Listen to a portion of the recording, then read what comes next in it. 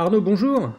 Bonjour Bogdan. On sait que France Valais est le premier investisseur privé en France, et là j'apprends que vous allez en Lettonie, c'est un pays balte. Pourquoi ?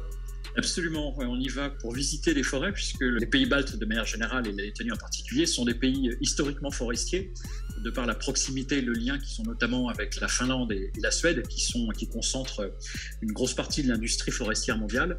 Des pays dans lesquels on a un climat, dans lesquels on a des essences, dans lesquels on a également un cadastre qui est extrêmement précis, qui fonctionne très bien. Donc on est dans un contexte intéressant pour faire des investissements forestiers. Et c'est la première fois que France Valais sort de ses frontières ou pas ? Oui. Et vous allez loin alors, hein, pour un coup d'essai, c'est loin. Bon, en fait, l'idée c'est vraiment de couvrir toute l'Union européenne. Donc les pays baltes effectivement sont l'extrême.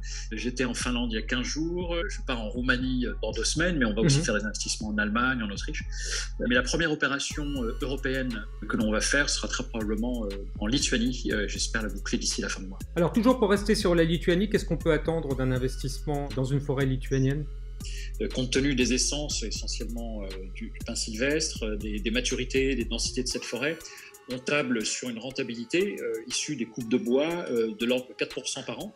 À ça va se rajouter le fait que présage l'augmentation de la valeur des forêts dans le temps. Quand on regarde les pays baltes de manière générale, la croissance du prix des forêts sur les 10 dernières années a été de 8%. Ça ne veut pas dire évidemment que ces performances se reconduiront sur les prochaines années, mais on pense que le marché va rester dynamique.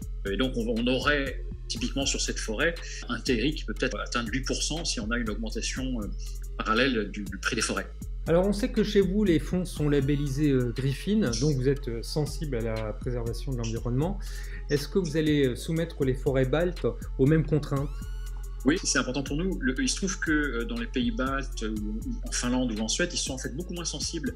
La société est moins sensible à la préservation de l'environnement dans les forêts. Donc les coupes rases qui sont de plus en plus difficiles en France sont monnaie courante dans ces pays. Mais l'idée, c'est d'appliquer, nous, les mêmes contraintes de gestion. Et il y a des éléments qui sont communs. C'est que toutes nos forêts sont également PEFC ou FSC, qui est le label qui assure aux consommateurs de bois final que les forêts sont gérées durablement. Et par ailleurs, les contraintes environnementales qu'on a en France, typiquement tout ce qui est Natura 2000, protection de la nidification des oiseaux, sont des choses qui existent dans toute l'Europe en réalité, ce sont ces directives européennes. Donc ils s'appliquent là-bas exactement de la même manière.